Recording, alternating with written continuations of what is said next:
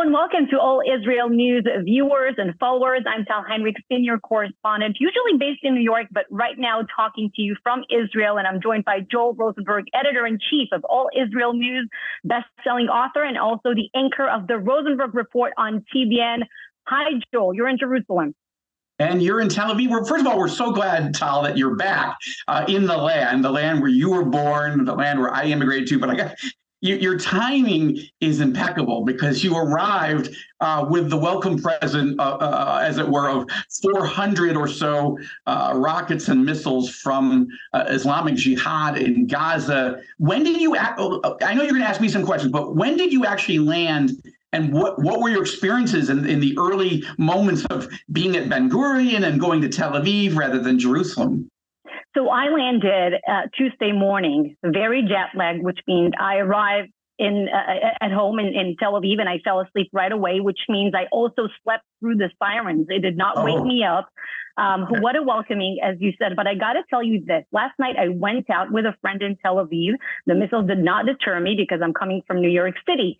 And it feels so much safer. This is incredible to be in Tel Aviv, to be in Israel, just in general, than walking the streets of New York City, more so taking a subway of New York City. It's very important for people overseas to understand it. The security situation, the escalation, it's frightening whenever you hear a siren, but I know that I'm safe. You know, you have, we will talk about the technology protecting us in a moment. You have, the Iron Dome and David Sling and new technology that they're testing, they're working with now. But for the first time, it's never been used before. It's never been used, but I really feel safe. And I got to tell you this, tonight I'm going to some rock concerts. Even though we are at the very height of an IDF operation to target Palestinian Islamic Jihad commanders, it's called Arrow and Shield. Right. I keep mixing them. So what's the situation like in Jerusalem right now?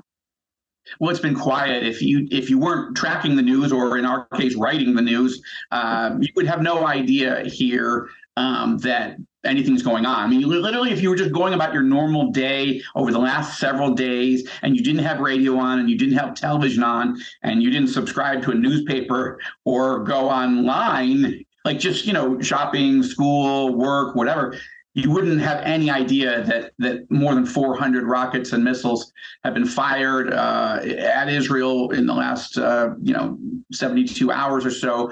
Now, I would say this is a big deal for people who aren't used to it. Unfortunately, Israelis in most of the country, partly as you're describing, partly as I'm describing, it doesn't feel like a big deal. Now, if you live in the border communities near Gaza, then you've got maybe 30 seconds to get to a shelter. In Tel Aviv, it's usually like about a minute and a half. But even then, we haven't seen in this round of fighting the type of larger, longer range rockets used yet. If that happens, we'll see a serious escalation. But right now, and I'm saying this for our readers and viewers outside the country, in the United States and Singapore, wherever you are in the world, that it's a conundrum. On the one hand, it's a serious issue, and if your city, wherever you were, had 400 rockets being fired at you, if you had one rocket at you, it would be the biggest news in your country. But for us, we've gotten tragically used to it.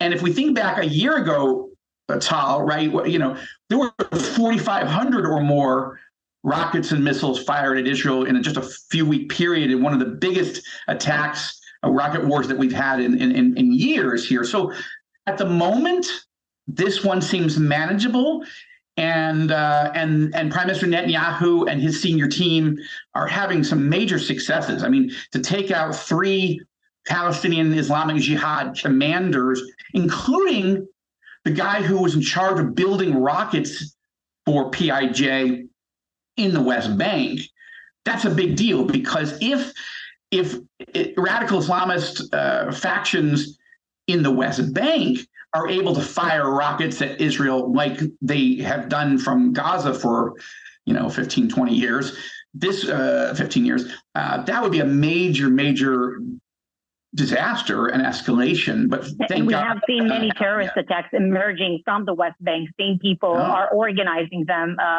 behind the scenes. One thing that is important about this round of escalation, though, Joel, is that Hamas so far hasn't joined it. So we're only talking about Israel facing the Palestinian Islamic Jihad, an organization that, yes, it's marching orders from Iran.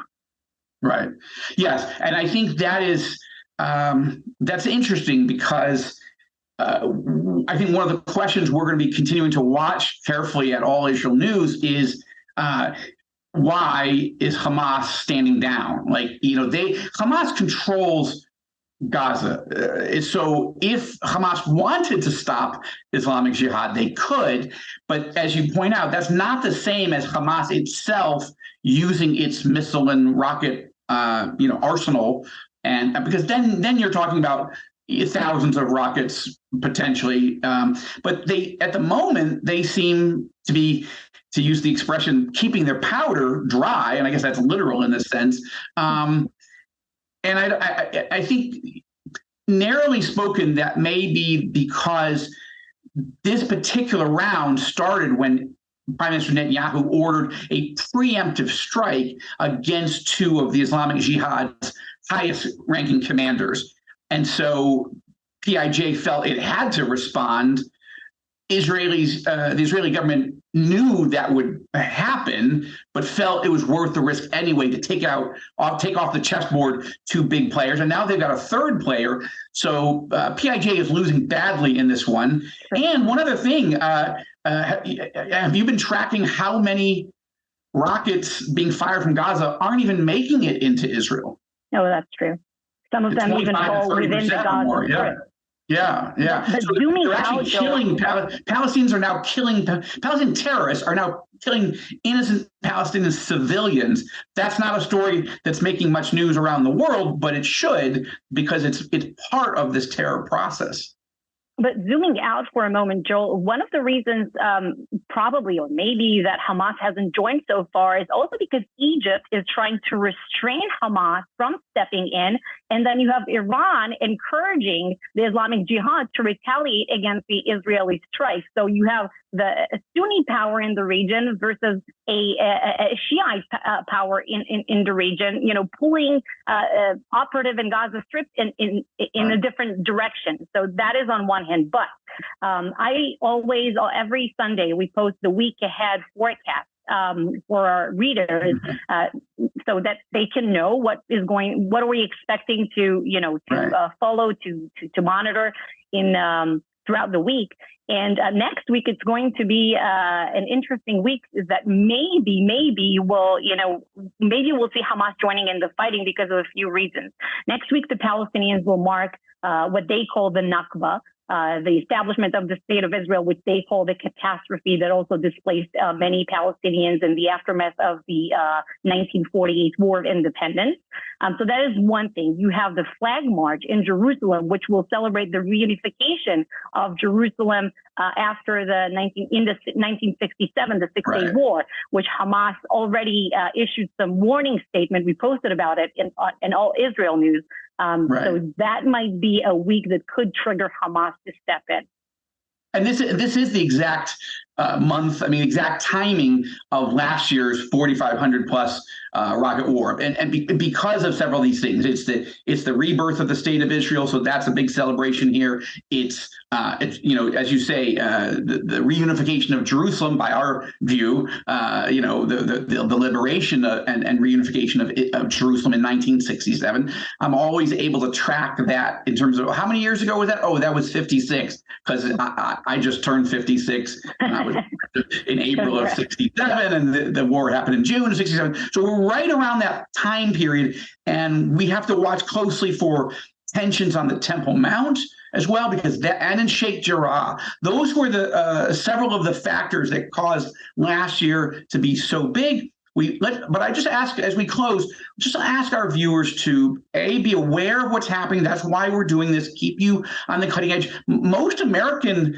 news outlets are not even covering any of this. So But those who love Israel, as we do, we're Israelis, but for Christians and others, Jews and others outside of Israel who love Israel, we just want you to be aware of what's happening. Watch for the moment-to-moment on All Israel News. Tal, you're providing great coverage, and of course, you're on the ground here at the moment, so we appreciate that. And then the other thing is, please pray, everyone.